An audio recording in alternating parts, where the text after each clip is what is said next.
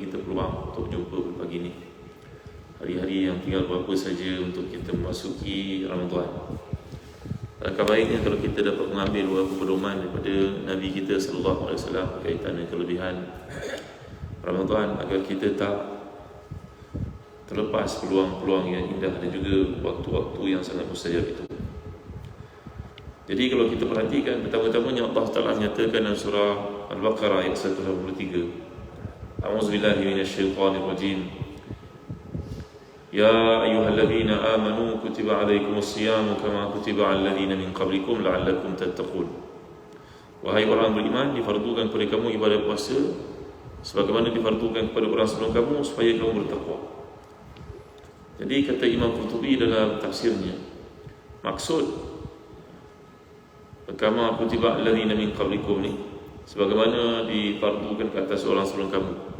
Imam Qurtubi ni seorang ulama besar dari mazhab Maliki. Beliau berasal daripada Cordova, dan secara tepatnya tahun beliau berada di sana adalah tahun umat Islam dihalau keluar dari bumi Cordova itu, bumi Andalus itu.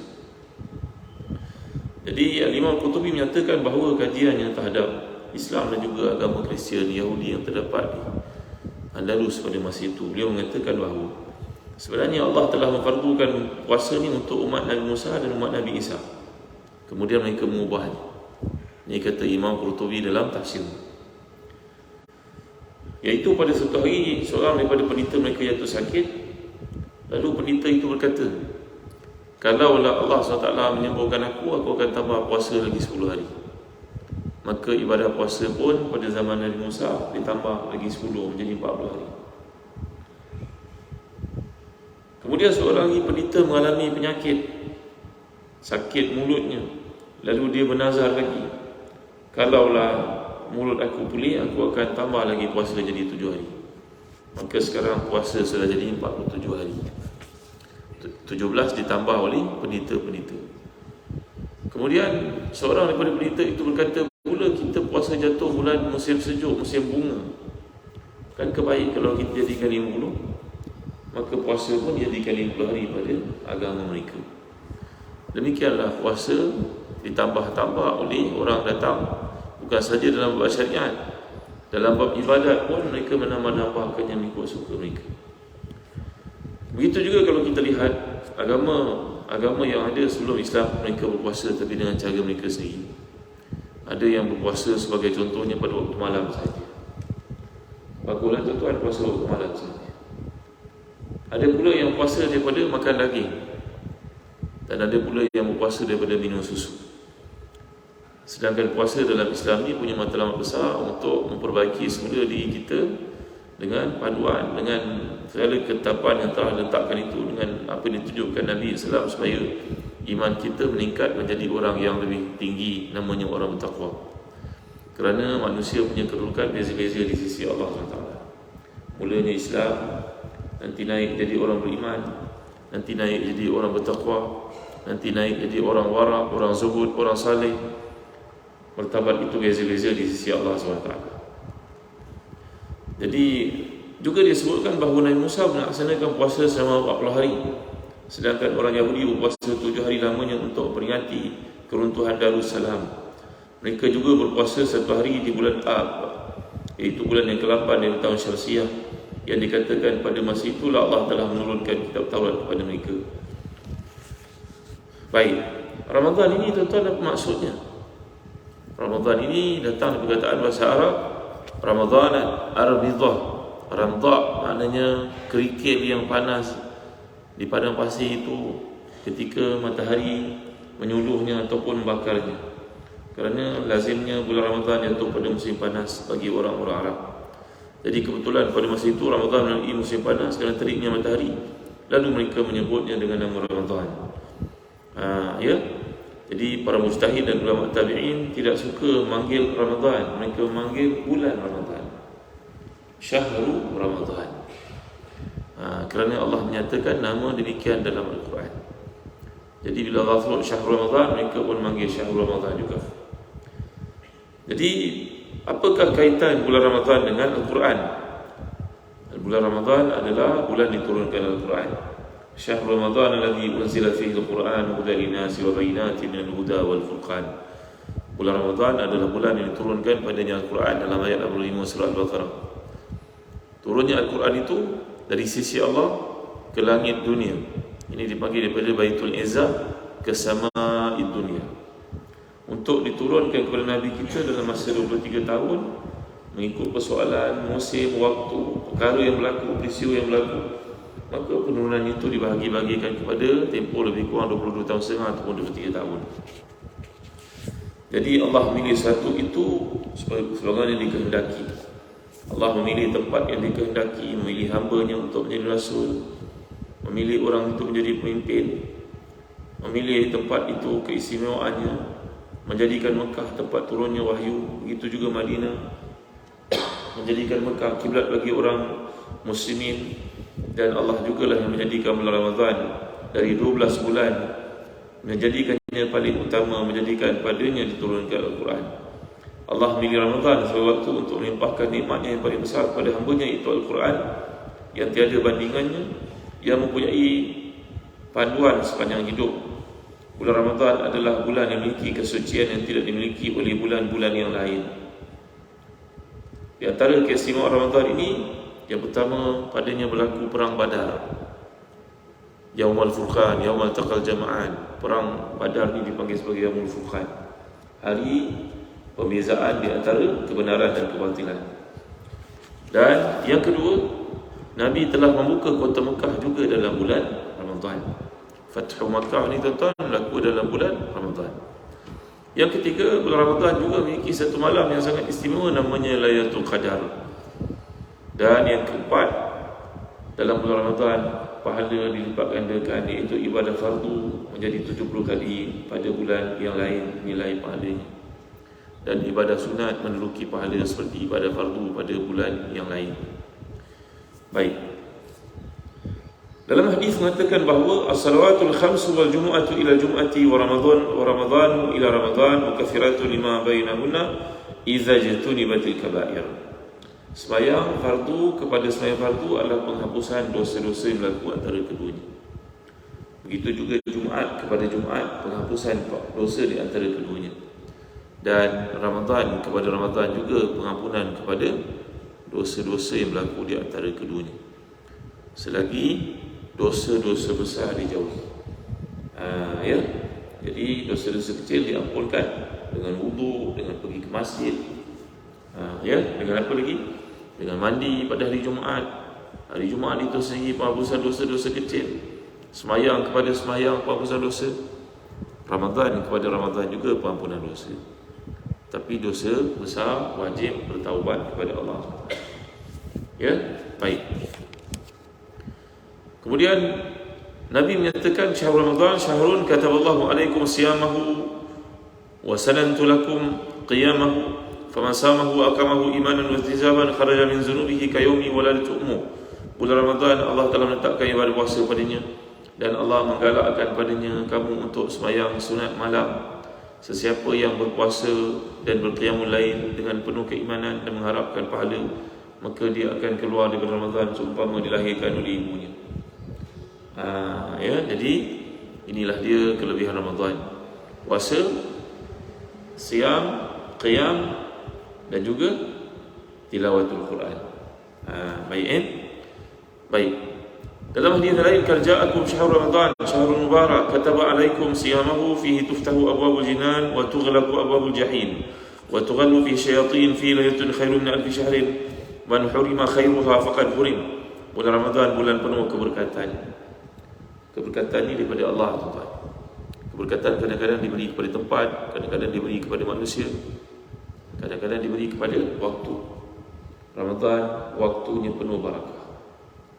Keberkatan pada manusia terbatas. Kita dengar ada orang alim, orang saleh, keluarganya mulia pula datang dari Mekah. Kita pun cuba untuk mencari waktu berjumpa dengannya, tak sempat. Tahu-tahu dia dah balik. Contohnya. Kemudian keberkatan berkaitan dengan tempat. orang pun tunjuk pada kita dalam Facebook dia, tunjuk dia pergi ke Mekah, berdoa ke Mekah, pergi ke Madinah. Allah hibahnya hati, tak mampu saya nak pergi ke sana, tak ada kemampuan.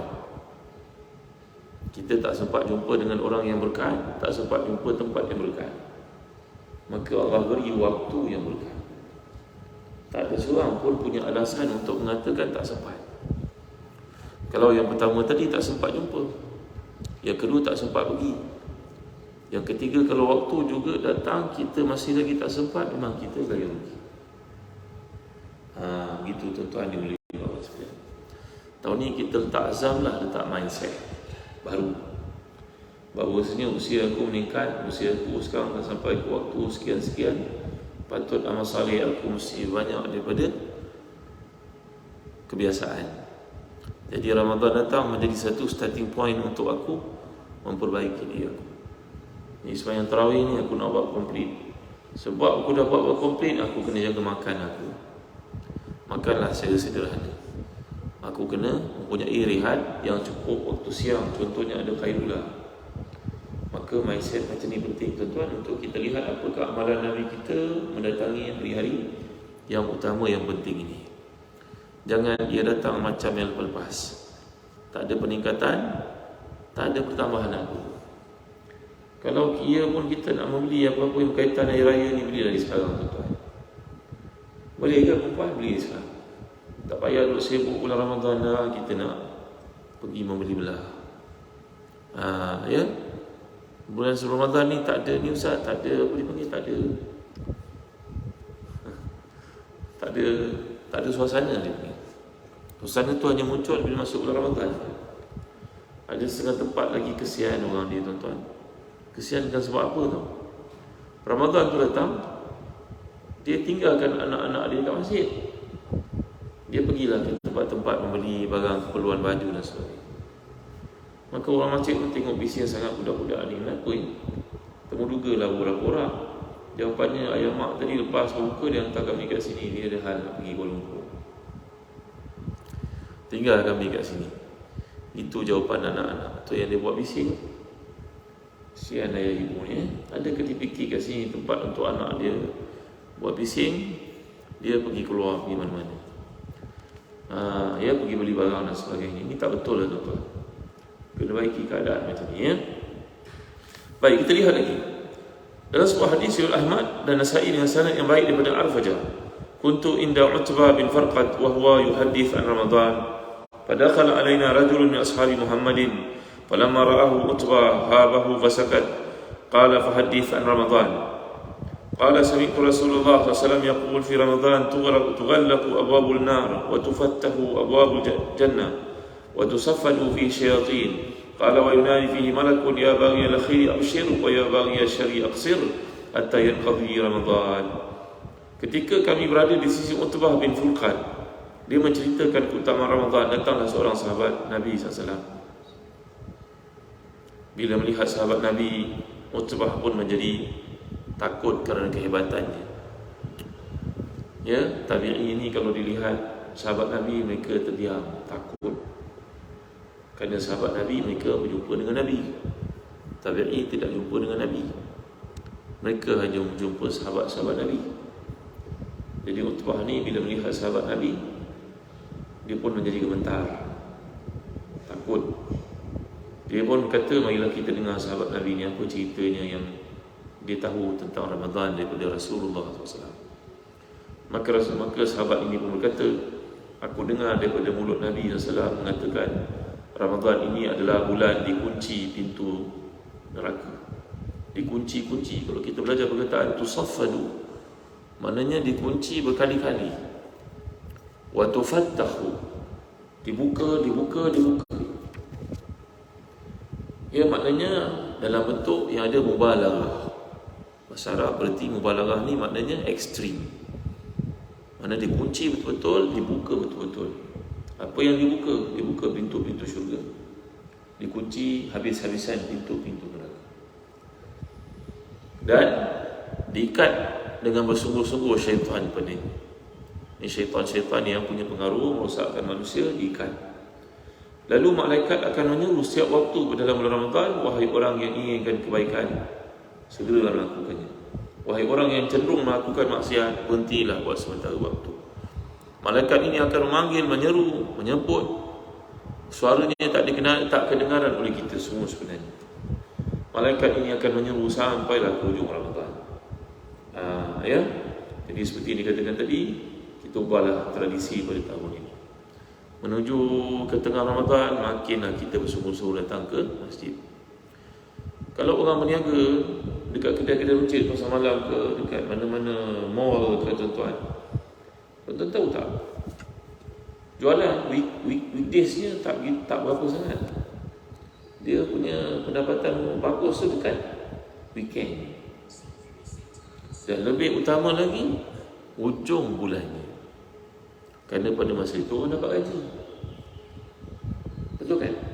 Ada setengah-setengah bulan, tanyalah pengurusnya, tanyalah pemiliknya. Dia sepanjang bulan tu tak dapat apa-apa sebab bekerja dekat mall besar, hypermarket dan sebagainya. Mereka mewajibkan buka, tak boleh tutup. Tapi memang tak ada tutup, buka je. Tapi menjelang hujung bulan, itulah yang cover perniagaannya sepanjang bulan tersebut. Betul tak? Kalau cuti-cuti panjang orang pergi ke tempat-tempat beli belah ni, lelaki dah boleh cover perniagaan sampai setahun lamanya. Alangkah ruginya kalau tiba waktu-waktu yang dijanjikan itu dia tak buka kedai. Rugilah. Patut 25 bulan tu dia buka kedai pagi sampai malam, kerana orang dapat gaji. Maka demikian juga yang Allah janjikan dalam Ramadan, malam-malam akhir itu. Malam-malam awal itu kalau terlepas tak mengapa, bukan tak mengapa berarti boleh dilepaskan, bukan. Tapi boleh dipandang ringan sikit dibanding dengan hujung-hujung. Tapi yang kita ni terbalik. Di hujung-hujung tu pula tak buka kedai. Sedangkan waktu tu orang tengah punya duit banyak nak beli belah. Nampak? Ini beza ni. Orang yang faham dengan orang tak faham, rugi. Kalau kita berada kat negara Arab, sebutlah Baghdad ke Syria ke yang sedang perang sekalipun, bumi, menuju ke Ramadan, hujung ni mereka penuhkan masjid. Semua aktiviti terhenti. Tapi kita lain pula suasananya. Sibuk nak kumpul kuih raya, langsir raya, baju raya. Sebahagian daripada kita, bukan semua.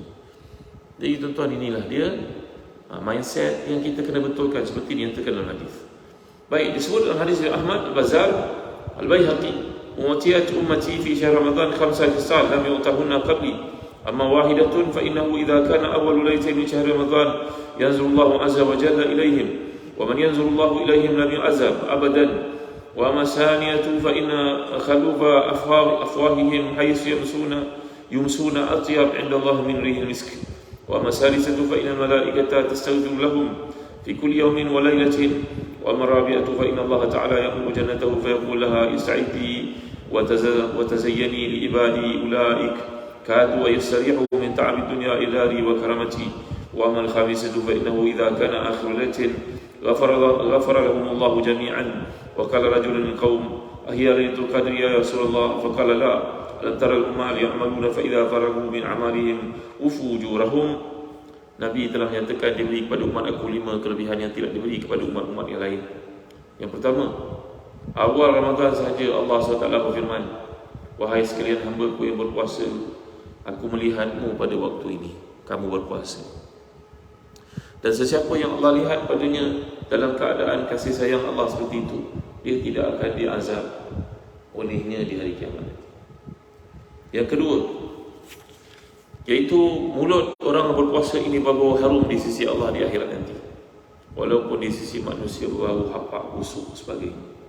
Yang ketiga, malaikat memohon keampunan untuk mereka setiap hari. Yang ketiga. Yang keempat, Allah menyuruh syurga supaya terbuka pintunya, menghiaskan dirinya untuk orang yang berpuasa. Nanti mereka akan kembali ke akhirat dan masuk dalam wahai syurga. Bersedialah kamu dari sekarang.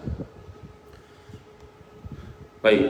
Dan yang kelima, Allah beri kepada umat ini satu kelebihan, iaitu Lailatul Qadar. Lalu seorang sahabat bertanya, "Wahai Rasulullah, Lailatul Qadar itu khusus untuk mereka yang mendapatkannya ke? Maknanya kalau tak dapat Lailatul Qadar itu tak dapat apa-apa ke?" Jawapan Nabi, tidak. Lailatul Qadar itu tambahan. Nabi memberikan perumpamaan orang berpuasa macam orang bekerja. Tentulah orang bekerja itu akan dapat gaji kalau dia punya dia punya prestasi lebih daripada orang lain, dia dapat bonus lebih. Gaji dia tetap dapat. Dia culas ke, dia buang ke, dia tertidur ke, dia buat kerja lain ke, gaji tetap dia dapat.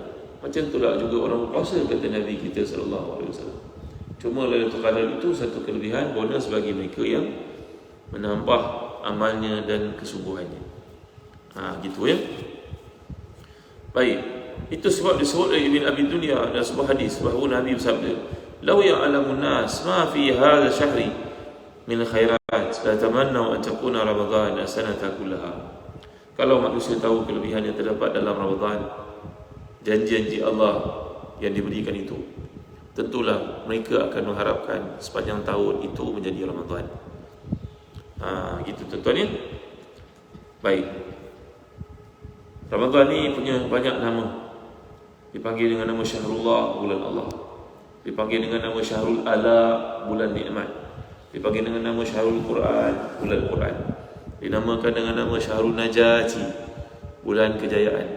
Dinamakan dengan nama Syahrul Jud, bulan kedermawanan. Kerana Nabi sangat dermawan, terutamanya dalam bulan Ramadan. Dipanggil juga dengan nama Syahrul Muasati, bulan kasihan belas kepada orang-orang yang lain. Katalah kita ni tak sempat ambil tahu adik-beradik, jiran tangga, saudara mara, ambil tahulah tentang mereka dalam bulan Ramadan. Tanya kakak, apa khabar abang? Bagi mereka duit, transferkan duit. Jiran yang susah, bantu. Rumah-rumah yatim, anak yatim yang dekat dengan kawasan kita, ambil tahu, ambil peduli. Masjid perlukan apa, lihat. Berbuka, untuk orang berbuka puasa dah cukup ke belum, bantu, penuhi, sebarkan. Ini dia. Baik. Lagi dipanggil juga Ramadan dengan nama Syahrul Tilawati, bulan membaca Al-Quran. Membaca Al-Quran ini lebih baik membaca daripada mushaf berbanding dengan kita baca daripada hafazan. Dan sunat bila dah baca Quran, ciumlah Quran itu. Dalam semua mazhab, terutamanya mazhab Syafi'i, menetapkan mencium Quran itu satu ibadah. Kerana kita mencium Hajar Aswad, kata Imam Bujairani, disebut oleh Imam Nawawi juga. Cium Hajar Aswad. Kita cium tangan orang soleh, kita cium tangan ibu kita, kita cium anak kita, kita cium isteri kita. Sedangkan mencium Al-Quran lebih tinggi daripada semua yang kita cium itu. Maka mencium Al-Quran hukumnya sunat. Lepas baca Quran, cium Quran. Seperti dilakukan oleh sahabat yang mulia namanya Ikrimah bin Abi Jahal radhiyallahu anhu. Ikrimah ni masuk Islam agak lambat. Pembukaan kota Mekah baru dia masuk Islam. Bapaknya Abu Jahal itu musuh Islam. Ya, tuan-tuan. Maka Ikrimah ini akhirnya dapat hidayah. Dia hampir-hampir melarikan diri pergi ke Afrika kerana Nabi dah buka kota Mekah. Dia naik kapal dia dipukul badai, pecah, karam. Dia berdoa kepada Allah, "Ya Allah, kalau aku selamat, aku nak ikut agama Nabi Muhammad. Aku malu dengan dia. Bapa aku dan juga aku penentang Islam yang tegar." Allah selamatkan dia. Maka Ikrimah pun bersembunyi masuk ke Mekah kerana namanya masuk dalam list untuk dibunuh. Rasulullah perintahkan. Isterinya masuk Islam lebih dahulu. Isterinya pujuk Rasulullah untuk ampunkan dia. Dan dia diampunkan. Kata Imam Ibn Katsir, Ikrimah ini tidak pernah melakukan dosa. Kecil pun tak pernah, besar apatah lagi tak pernah lakukan dosa. Once dia masuk saja Islam, dia tak pernah melakukan dosa. Ikrimah, bapaknya Abu Jahal. Kata Ikrimah, sekali dia baca Quran dia menangis. Dia ciumnya Quran, dia kata, "Hadza kalamu Rabbi," inilah kata-kata Tuhanku.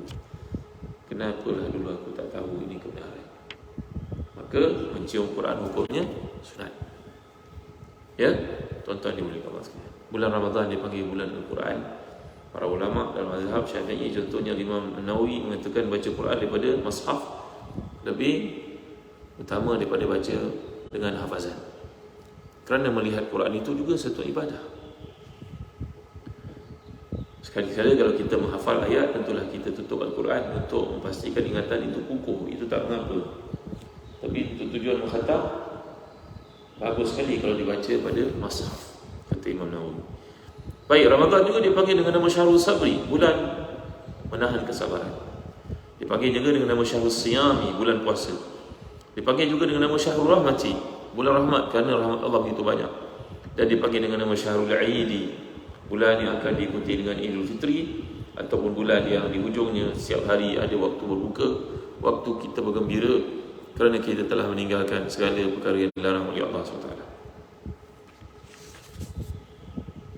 Baik, keutamaan puasa. Dalam sebuah hadis Sahih Bukhari, qala Allah Azza wa Jalla, kullu amali ibni Adam lahu ila sawm fa innahu li wa ana ajzi bi wa siyamu junnah. Fa idza kana yawmu sawmi ahadikum fala yarfus wa la yaskhab. Fa in sabahu ahadun aw qatalahu falyaqul inni sa'imun wallazi nafsu Muhammadin bi yadihi la khalufa min sa'imi atyabu inda Allah min rihil misk. Lisa'imi farhatan fa yafrahuhuma idza aftara bi fitrihi wa idza laqiya rabbahu fariha bi sawmihi. Nabi telah menyatakan bahawa Allah berfirman, hadis qudsi, setiap amalan manusia itu dikira oleh malaikat kecuali puasa. Puasa itu hanya milik Allah. Allah dah menentukan ganjarannya. Maka dengan sebab itu, bagi siapa yang berpuasa, janganlah dia berkelakuan fasik, janganlah dia melakukan perkara-perkara berkaitan persetubuhan. Janganlah, kalau orang memaki hamun dia, maka hendaklah dia menjawab, aku ini berpuasa, aku ini berpuasa. Demi yang jiwa Muhammad berada dalam tangannya, sungguhnya mulut orang berpuasa itu lebih harum di sisi Allah daripada bau kasturi di akhirat nanti. Dan bagi orang berpuasa itu ada dua kegembiraan. Kegembiraan ketika dia berbuka, dan kegembiraan ketika dia bertemu dengan Tuhannya. Baik, inilah di antara kelebihan puasa. Ibadah ini hanya Allah saja yang memberikan ganjaran. Kalau ibadah yang lain, malaikat layak memberitahu, beri kepada kita ganjaran pahala, tapi puasa tidak. Puasa hanya Allah saja yang tahu. Baik, ya, itu sebab disebut juga puasa asyam nisfu sabri. Puasa itu separuh daripada kesabaran. Baik, dalam sebuah hadis yang lain riwayat Al-Hakim, Ahmad dan juga Nasa'i, ataitu Rasulullah faqultu murni bi amali yudkhilni jannah, qala alayka bis-sawmi fa innahu la idla lahu, thumma ataitu saniya faqala alayka bis-sawm. Seorang sahabat datang berjumpa dengan Nabi dan berkata, wahai Rasulullah, beritahu kepada saya amalan menyebabkan saya masuk syurga. Jawapan Nabi, hendaklah engkau berpuasa, kerana puasa ini tiada bandingannya. Dia datang kali kedua lagi, Rasulullah masih lagi pesan kepadanya, engkau hendaklah berpuasa. Kata para ulama, ini puasa sunat. Puasa wajib memang difardukan. Puasa sunat ni sebagai tambahan, menambah nilai kedudukan kau di sisi Allah. Kerana barangkali sahabat ini ibadah lainnya dah cukup dah, tinggal lagi puasa sunat ni kurang. Maka Nabi memberitahu kepadanya, berilah fokus kepada puasa. Macam seseorang kita lah pergi jumpa dengan doktor pakar, badan semua sihat, dok, sihat semua, alhamdulillah, syukur, tapi kenapa rambut gugur? Tanya doktor kan. Doktor dia tahulah, oh kamu makan ni cukup dah, makan ni cukup dah. Menurut diagnosis saya lihat kamu ni kurang makan protein. Ambil berapa protein lah.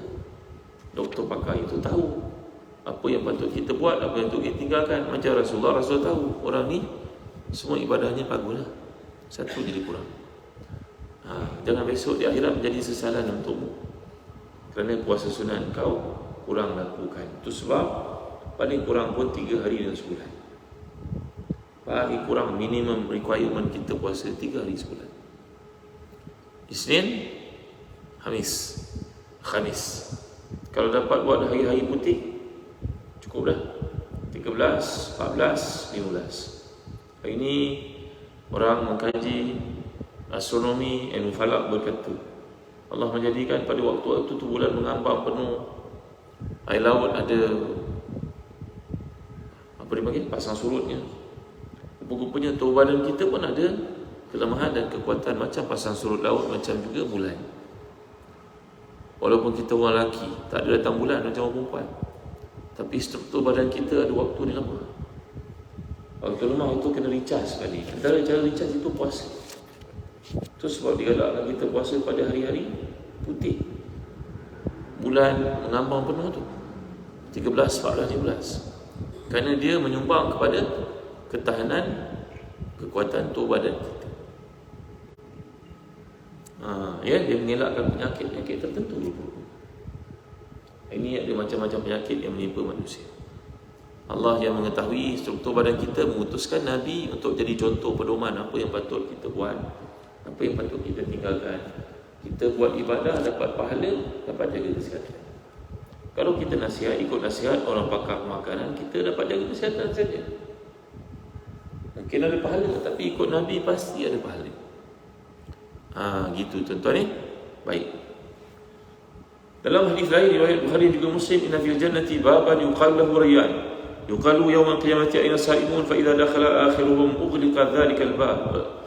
Dalam syurga ada pintu khusus untuk orang berpuasa namanya Ar-Rayyan. Siapa yang memasukinya, maka ditutuplah pintu itu selepas mereka yang terakhir memasukinya, kerana ia khusus untuk orang yang berpuasa. Puasa apa tuan-tuan? Lagi sekali puasa sunat.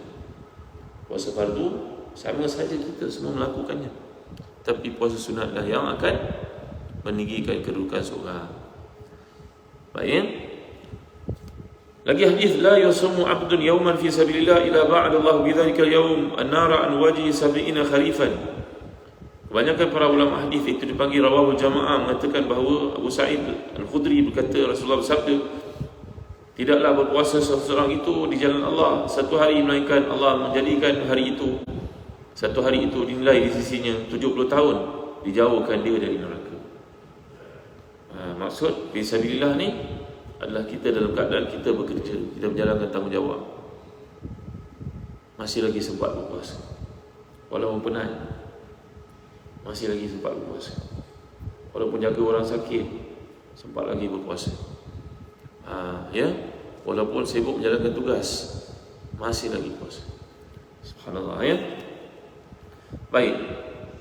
Dalam hadis riwayat Ahmad bin Baihaqi, "Man sama Ramadan wa arafa hududahu wa tahaffaza bima kana yanbaghi an yutahaffaz minhu, kathara ma qablahu." Siapa yang puasa Ramadan dan mengetahui hak-hak puasa ini, menjaganya bersungguh-sungguh, maka diampunkan dosa-dosanya lagi.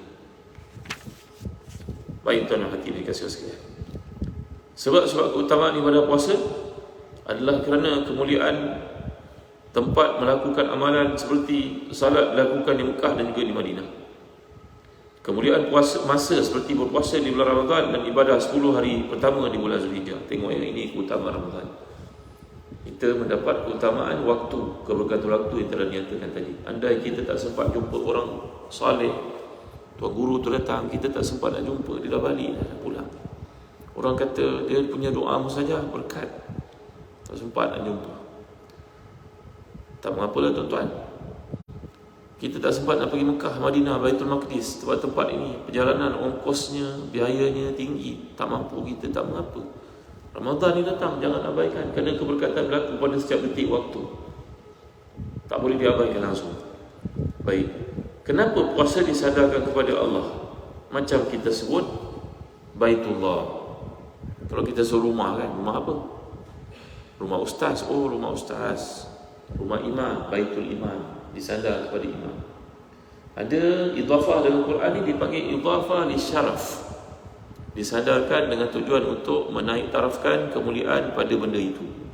Contohnya kita baca pada awal surah Al-Isra, Bismillahirrahmanirrahim.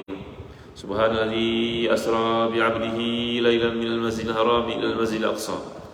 Maha suci Allah yang menggerakkan hambanya pada waktu malam, hambanya. Kenapa sebut hambanya? Nak muliakan Nabi sallallahu alaihi wasallam. Maka disandarkan Nabi itu kepada Allah, Abdullah. Macam juga kita sebut Baitullah, rumah Allah. Bukan rumah biasa, rumah Allah. Bukan rumah fulan, bukan rumah orang itu, rumah Allah. Maka demikian juga Ramadan disandarkan kepada Allah. Bulan Allah, bulannya kata Allah, bulan Allah. Jadi puasa disandar kepada Allah kerana puasa berarti meninggalkan keinginan yang memang menjadi tabiat manusia. Keinginan-keinginan yang semua tidak terdapat dalam ibadah-ibadah yang lain. Dalam ihram yang tidak dibolehkan hanya menyetubuhi isteri, sedangkan makan minum masih dibolehkan. Dalam salat hanya dituntut menahan diri saja dari bercakap, dari makan. Tapi dalam puasa benar-benar kesulitan kita menahan makan, minum, mendekati isteri. berkata perkara yang sia-sia. Maka bila seorang berpuasa di bawah tekanan udara yang panas, perutnya bergoncang, kerongkongnya menjerit-jerit, perutnya berbunyi-bunyi, tapi dia tetap mempertahankan diri daripada berbuka kerana Allah SWT. Kita puasa kat sini berapa jam tuan-tuan? 12 jam lah katakan. Tahan lagi tuan ni. Kalau orang puasa dekat Mekah, Madinah pada waktu yang akan datang ni, subuh ke 3 pagi, 4, 5, 6, 7, 8, 9, 10, 11, 12, 1, 2, 3, 4, 5, 6, 7. Berapa jam tuan-tuan? 16, 17 jam. Kalau orang puasa dekat negara-negara yang iklim sejuk pula, kadang-kadang sampai 19 jam berpuasa. 19 jam. Bayangkan. Ya, subhanallah, masya-Allah, tabaraka wa taala. Semuanya berpuasa kerana Allah Subhanahu wa taala. Itu kata Imam Muhammad Tari Syarawi. Mungkin seorang boleh berkata, saya sembelih kerana menyembah hantu contoh. Ada sebuah universiti nak buka dekat dalam negara kita ni, kata kontraktornya, Ustaz tak tahu nak buka universiti ni Ustaz, berapa banyak pokok tebang je kena sembelih kambing. Ya ke? Ya Ustaz, kalau tak buat jentera tak jalan Ustaz, dia kata. Sembelih kambing, kambing hitam. Dia kontraktor nak tebang tanah hutan, maka kena ada pokok-pokok tu, jentera start je mati. Kita start je mati, tak boleh. Macam mana nak buat ni? Panggil orang asli. Orang asli kata ni kena sembelih kambing, ni pokok berhantu. Kenapa tak panggil orang? Panggil imam ke, panggil Bilal azan. Kontraktor mana tahu tuan-tuan, dia tahu dia tak tahu. Ya tuan-tuan dimuliakan Allah sekalian. Jadi orang mungkin boleh menyembelih kerana menyembah berhala yang tertentu, menyembah patung yang tertentu, menyembah kepercayaan yang tertentu. Tetapi mustahil seorang itu berpuasa untuk orang lain. Tak mungkin. Saya berpuasa kerana fulan, mustahil. Takkan ada orang begitu. Kerana ibadah puasa ini hanya kerana Allah SWT. Jadi kelebihan meninggalkan syahwat dalam puasa ini, nombor satu, meninggalkan syahwat dengan melakukan puasa mengandungi banyak faedah. Yang pertama, kenyang, puas dari dahaga dan kepuasan nafsu seksual akan membawa kita kepada kelalaian, kelengahan, kesombongan, dan membutakan mata kita daripada Allah SWT. Ini dipanggil al-ifrat fil mubahat. Ada orang tuan-tuan, dia berkata dia berkemampuan, kerja dia berkahwin saja, berkahwin cerai, berkahwin bercerai. Kita tak masukkan sesiapa lah tuan-tuan. Memanglah perkara itu halal, tapi jangan ada kezaliman pada orang, dan jangan terlalu menuruti kehendak nafsu, kerana kehendak nafsu itu tak pernah selesai. Baik, ada orang pula kaki tukar kereta, pantang tengok kereta baru dia tukar. Saya beli kereta cash Ustaz, ikut kemampuan saya lah, ikut kemampuan dia lah. Memanglah kau beli kereta cash, tapi kau ikut sampai bila? Kejap tukar kereta, kejap tukar kereta, kejap tukar kereta. Yang tak mampu pula tukar handphone. Nanti handphone baru keluar, mesti pakai handphone baru, mesti pakai handphone baru. Keluar je mesti tukar. Ini orang mengikut hawa nafsu dia. Memanglah perkara itu halal untuk kamu, tetapi berlebih-lebihan dalam perkara yang halus pun akan membuatkan hati kamu buta. Tahu tuan-tuan, beli pakaian, memanglah beli pakaian tak sudah ada je pakaian penuh almari. Kadang-kadang dia pun tak ingat, tagnya pun tak cabut lagi. Ya, tak salah pun, halal betul duit kamu, kamu tunaikan zakat, kamu sembahyang betul. Tapi ingat, mengikut para ulama tasawuf, terlalu menuruti hawa nafsu dalam perkara yang harus pun boleh membahayakan, kerana itu menuruti syahwat.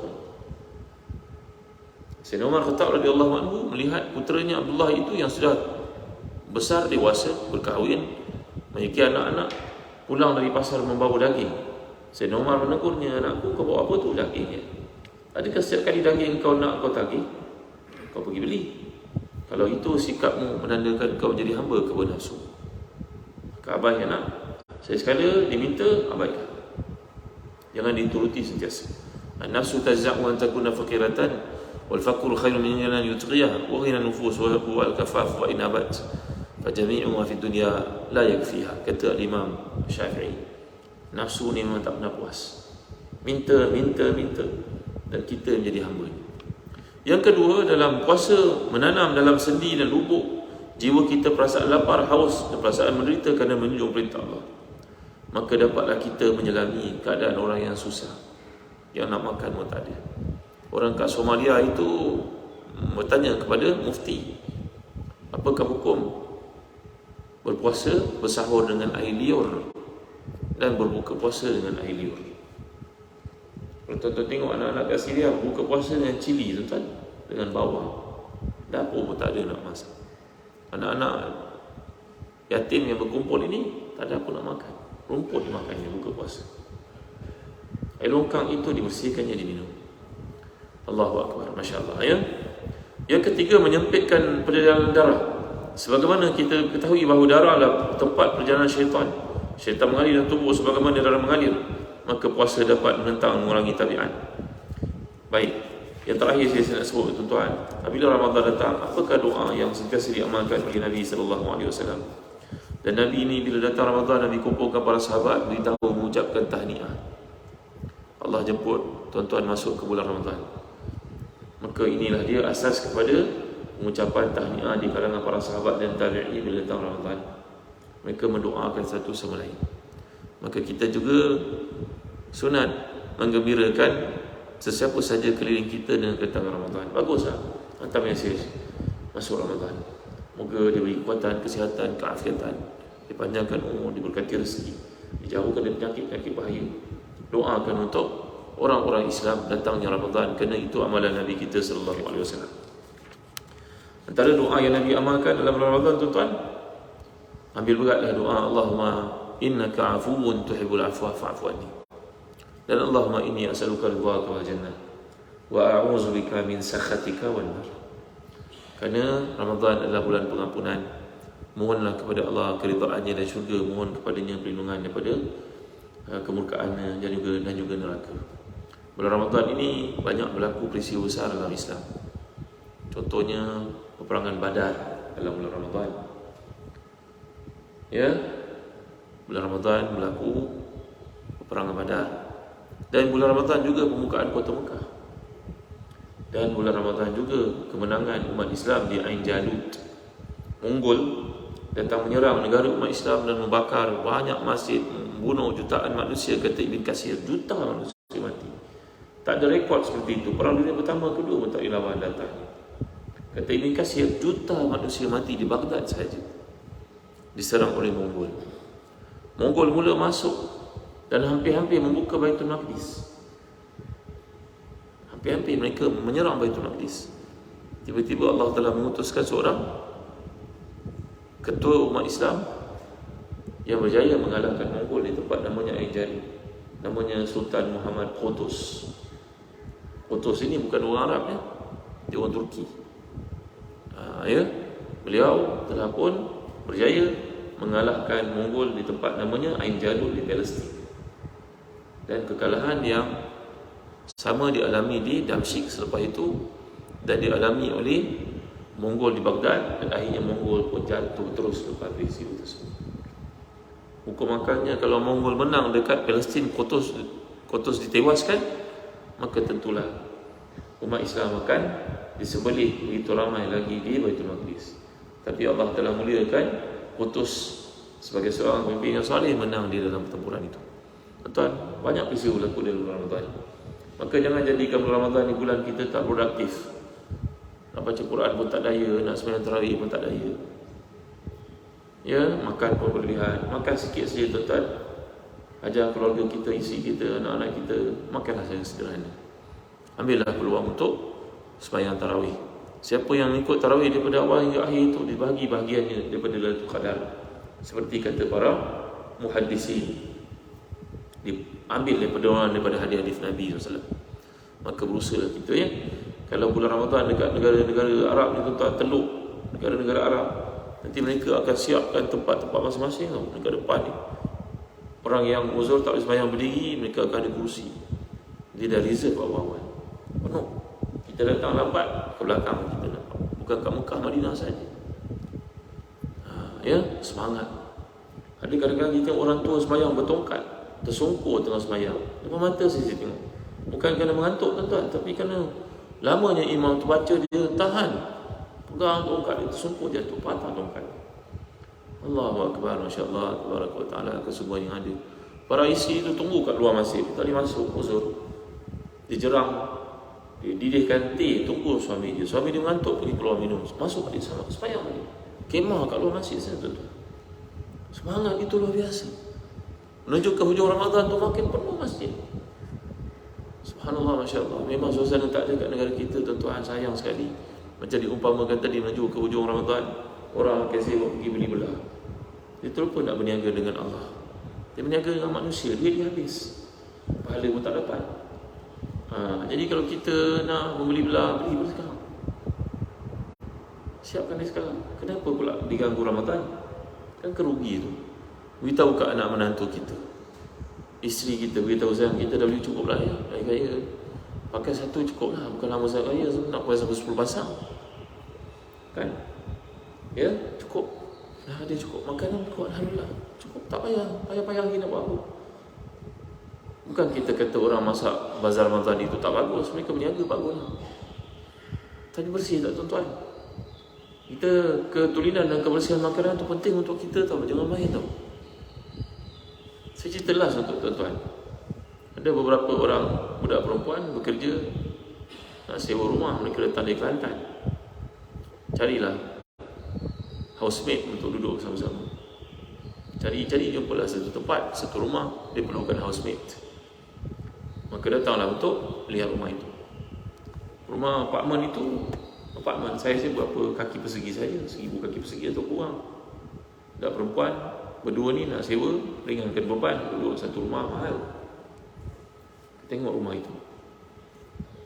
Dapurnya, pinggan itu macam dah, kita tahu kan kalau dah lama tak basuh kan, berlumutnya kotor. Lantai amat memualkan. Pinggan mangkuknya bersusun tak basuh. Kekotorannya usah dicerita. Maka tak jadilah budak perempuan ni menyewa rumah tersebut. Tapi dia sempat tanya kepada potential partner itu, kerja apa? Kerjanya jual makanan online. Kotornya hanya Allah saja yang tahu. Ustazah ini balik ke pejabat, beritahu tak jadi nak sewa. Kenapa tak jadi sewa? Tak apalah, kami sewa. Kalau macam tu lah, kotornya. Itulah makanan online. Kadang-kadang kita pun tak tahu siapa masak dia. Orang rating bintangnya bagus, cepat, sedap. Prosesnya macam mana? Jangan main tuan-tuan. Saya sebagian kita terlibat dalam jualan di bazar Ramadan, manalah. Masak tu macam kita nak makan tau. Kerana Ibn Abbas diceritakan dalam kitab Ar-Ruh oleh Ibn Qayyim. Ada sekumpulan orang datang dari Baghdad menunaikan haji. Tiba-tiba matilah seorang daripada mereka. Dia pun nak dikumikan dengan ihram. Orang mati dalam ihram dikumikan dengan ihram. Digali kubur untuknya, ada ular besar dalam kuburnya. Ini ada cerita dalam kitab Ar-Ruh. Ular besar dalam lahat itu. Mereka pun tutup, gali yang baru, ada ular lagi. Gali sampai 10 kali ada ular dalam lubang yang digali. Mereka pun pelik, kenapa lah banyak ular di sini. Maka mereka menemui Ibn Abbas, sahabat Nabi yang sudah tua dan buta pada masa itu. Masih hidup, usianya 80 tahun. Wahai Ibn Abbas, sepupu Rasulullah, sahabat Rasulullah, fatwalah untuk kami, apa cerita orang nak dikebumikan. Dia mati, dalam kuburnya digali ada ular besar. Ibn Abbas berkata, percayalah kamu, kalau kau gali satu permukaan bumi pun untuk dia ada ular tu nanti. Maka diusul periksalah kenapalah sahabat kami kesian dia, apa masalah. Di Baghdad, dia berniaga. Setiap hari makanan yang tidak habis itu dibasuh, dimasuk sudah dalam kuali. Siapa tahu dia masak ayam itu, orang tak makan habis, dibasuh, masuk balik sudah dalam kuah tersebut. Tak ada siapa tahu. Ada tak berlaku tuan-tuan macam ni kat kedai-kedai makan? Ingat tahu, anda berniaga, orang itu adalah saudara anda tipu dia ke? Kalau keluarga anda sanggup buat macam tu. Ada orang dihidangkan makanan, berus keluli itu pun ada atas ayam, dibasuh periuk tu dengan berkeluli kan. Tu sebihan dia melekat, dibiarkan masuk dalam kuah, dia tak cek pun, dia tak peduli pun. Orang makan lantak kau lah. Kembali pada cerita ustazah diorang ni, dia berkata tempat itu sekotor-kotor tempat. Macam mana dia hidup tak basuh pinggan mangkuk, kerjanya berniaga online. Kalau tengok rating yang dekat, food delivery tinggi dan tinggi. Orang semua tidak tahu. La haula wala quwwata illa billahil aliyyil azim. Kita pesan ni kepada tuan-tuan orang-orang bertakwa, mudah-mudahan jagalah diri kita Ramadan ini jadi orang lebih baik. Elakkanlah makan, kalau tak perlu isteri masak kat rumah itu sebersih-bersih. Kita yang terlibat dalam makanan, industri makanan, buatlah dengan amanah, dengan jujur. Jaga kebersihan macam kita sendiri nak makan. Ya, jadi ini juga membantu kita untuk jadi orang lebih bertakwa. Wallahu a'lam. Sallallahu alaihi wasallam Muhammad wa ala alihi wa sahbihi wa baraka wasallam. Alhamdulillahirabbil alamin. Allahumma zidna wa la tanqusna wa akrimna wa la tuhinna wa atina wa la tahrimna wa asirna wa la tu'sir alaina wardina warḍana. Allahumma ati nufusana taqwaha wa zakkiha anta khairu man zakkaha. أنت ولي ومولانا برحمتك يا أرحم الراحمين. ربنا لا تزغ قلوبنا بعد إذ هديتنا وهب لنا من لدنك رحمة إنك أنت الوهاب. ربنا هب لنا من أزواجنا وذريتنا قرة أعين واجعلنا للمتقين إماما. اللهم بارك لنا في شعبان وبلغنا رمضان. اللهم بلغنا رمضان أياما عديدة وأزمنة مديدة. اللهم ارزقنا الصيام والقيام وتلاوة القرآن وليلة القدر. ربنا آتنا في الدنيا حسنة وفي الآخرة حسنة وقنا عذاب النار. صلى الله على سيدنا محمد وعلى آله وصحبه وسلم. الحمد لله رب العالمين. اللهم